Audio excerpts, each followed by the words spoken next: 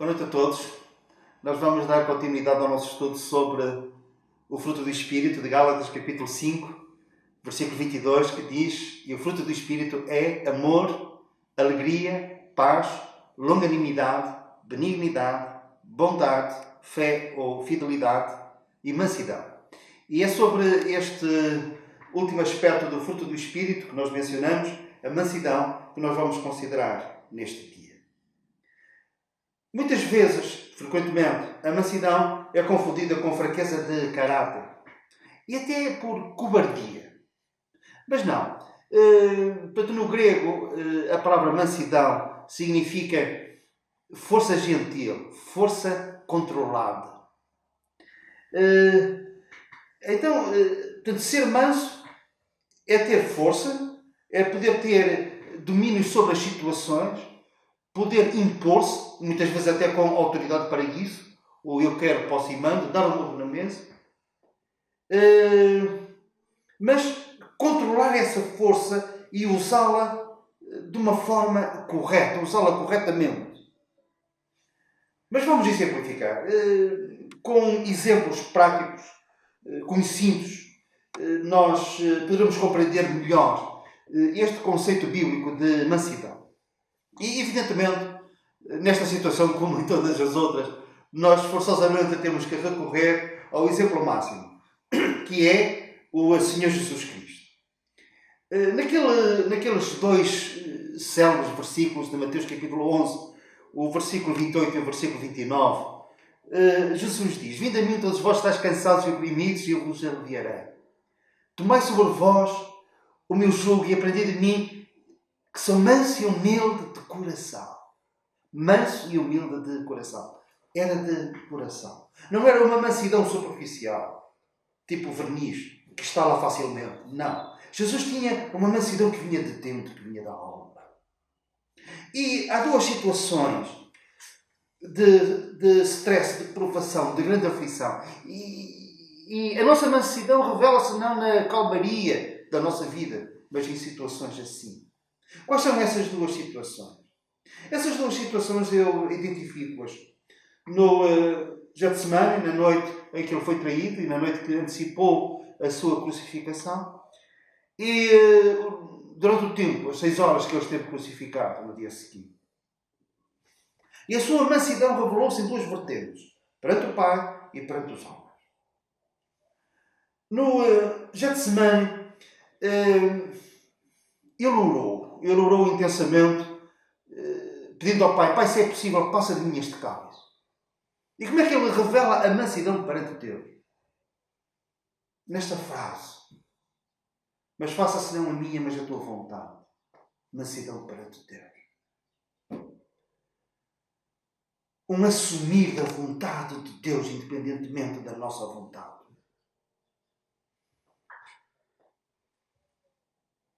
Podemos até dizer que a vontade do Senhor Jesus ali é: Pai, passa de mim este cálice. Mas só se for possível. Mas, no fim de tudo, eu quero que a tua vontade seja feita. Mansidão perante Deus. Mansidão perante os homens.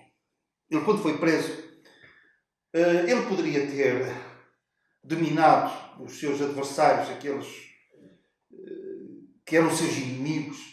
E Pedro fê-lo, desembainhando a sua espada e ferindo o servo do sumo sacerdote. E agora reparem nisto que Jesus diz. Pedro, não faças isso, por outras palavras. Tu pensas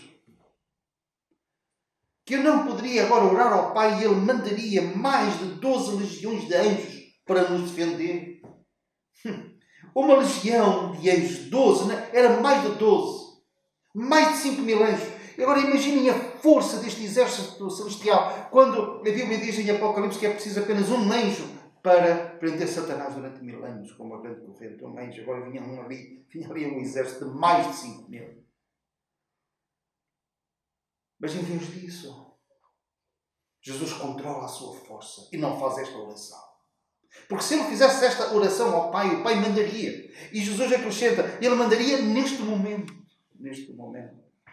A mansidão de Cristo perante os homens e perante Deus. Na cruz. A palavra que mais se ouviu na cruz foi a palavra desce.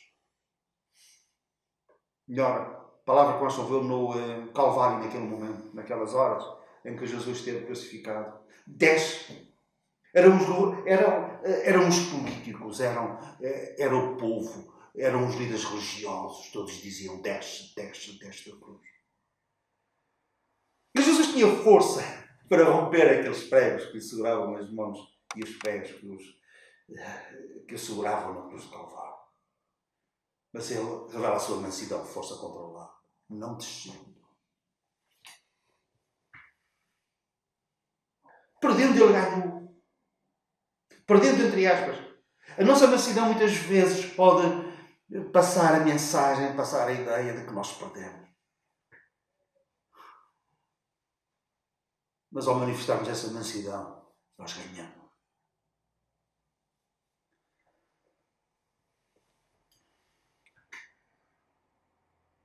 A mansidão diante de Deus deve ser uma característica, uma manifestação do fruto do Espírito.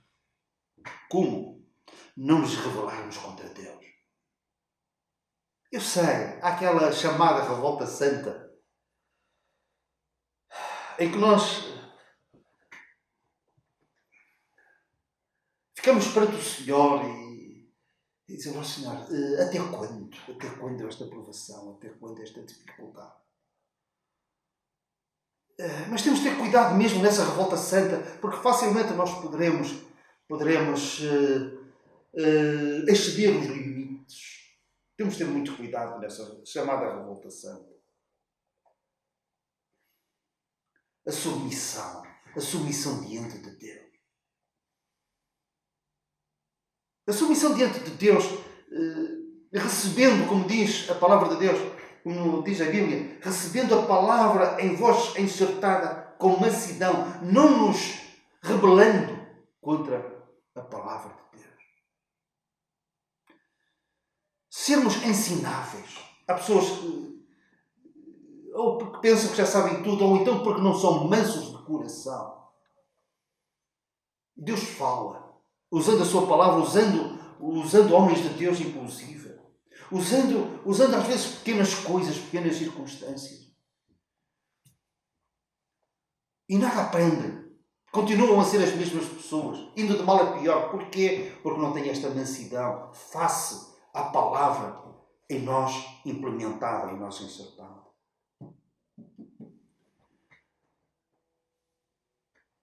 Temos também um exemplo de um homem que manifestou a mansidão diante de Deus. Esse homem chama-se Jó, nós usamos também como exemplo em muitas situações. A situação não podia ser mais amarga. O cálice estava cheio de fel. Não era um cálice de bênção.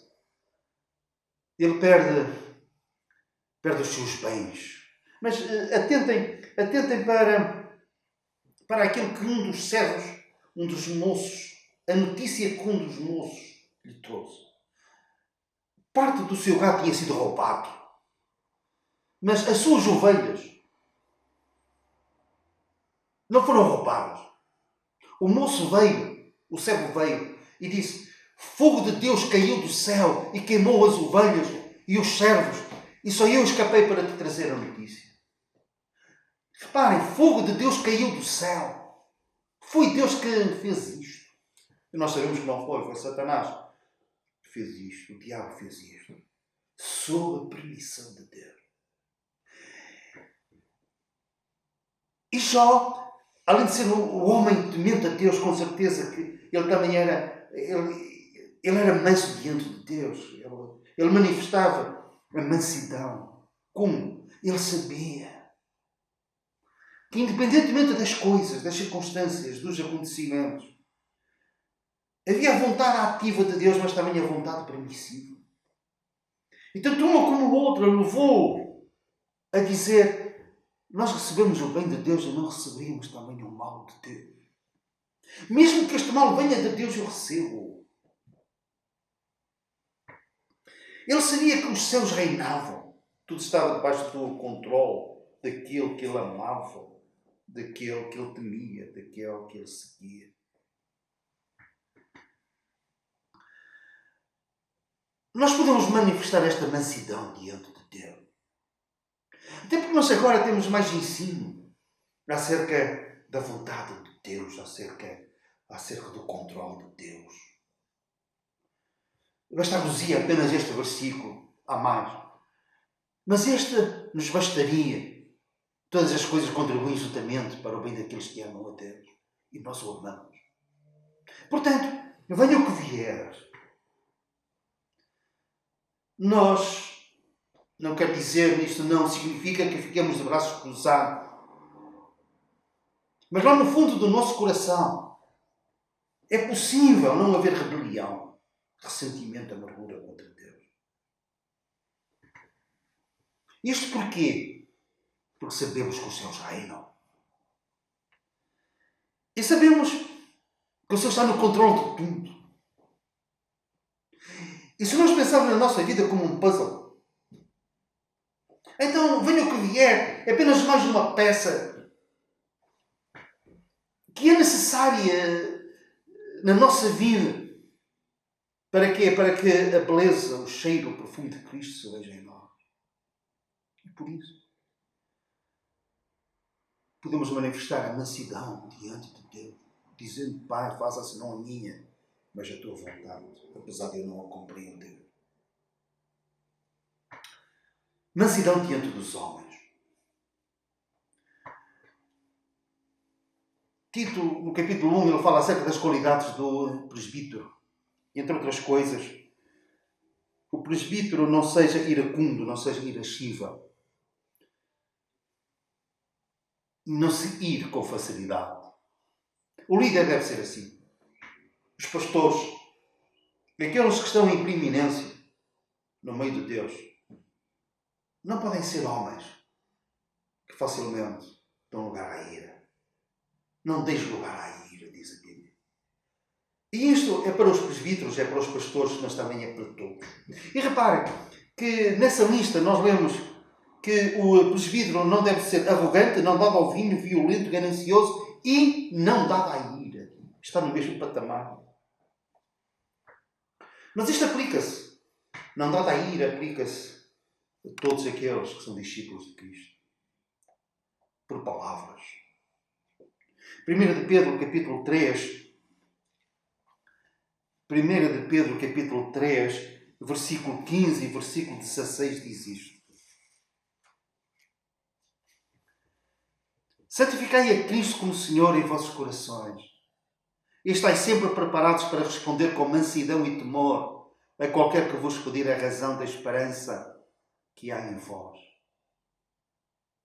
Reparem, e estáis sempre preparados para responder com mansidão. Aqui especifica em que situação.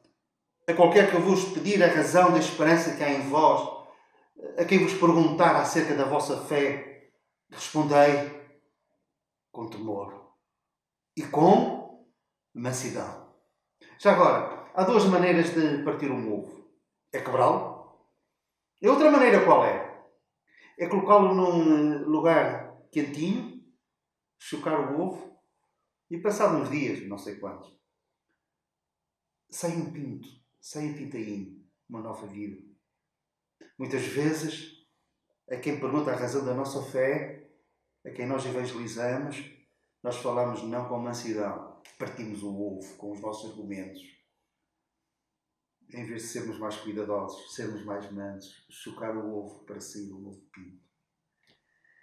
Mas em todas as situações deve haver esta mansidão. Em Colossenses, no capítulo 3, versículo 12, também é um versículo importante que eu gostaria de vos deixar. Colossenses, capítulo 3, versículo 12, a mansidão diante dos homens, diz assim: revesti-vos, pois, como eleitos de Deus, santos e amados, de entranhas de misericórdia, benignidade, humildade, mansidão, longanimidade. Revesti-vos sobre todas as coisas que haja mansidão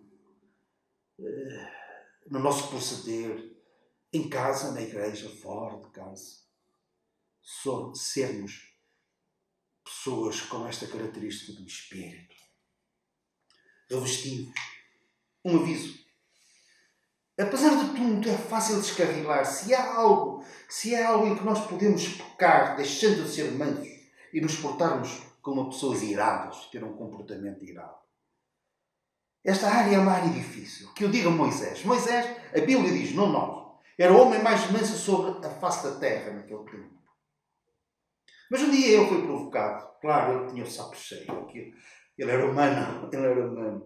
E o Senhor, pela segunda vez, depois do povo se queixar, queria voltar para o Egito, o povo com sede, pleno deserto, o povo pede água e Moisés ora e o Senhor diz para ele falar à rocha. A primeira vez ele tinha batido uma rocha, agora não era para bater. Mas Moisés irado diz, povo rebelde e contradizente, e com uma vara e ele bate na rocha para não bater nele. Bate na rocha. Saiu águas, houve bênção na mesma, mas aquele pecado deixou o seu currículo e impediu de entrar na terra prometida. Você perdoou, certo? Mas até o homem mais manso pode perder a mansidão e dar lugar à ira, que não era uma ira santa. Aparentemente era, mas não era, porque o Senhor reprovou. Mas eu não queria acabar com palavras assim, mas com palavras de incentivo. Um espírito manso e quieto, diz a Bíblia, é precioso diante de Deus. Jesus disse, bem-aventurados os mansos, bem-aventurados os mansos. E acabamos este estudo com este versículo do Salmo 10, versículo 17, em que o salmista diz, Senhor, tu ouviste os desejos dos mansos, confortarás os seus corações, os teus ouvidos estarão abertos para eles. Deixa-me repetir a leitura. Senhor, tu ouviste os desejos dos mansos, confortarás os seus corações, os teus ouvidos estarão abertos para eles. Que a mansidão seja uma realidade, uma experiência real na nossa vida perante Deus e perante os homens. Que manifestemos os vários aspectos do fruto do Espírito. O amor, alegria, paz, longanimidade, benignidade, bondade, fidelidade e mansidão. Que o Senhor nos abençoe. Amém.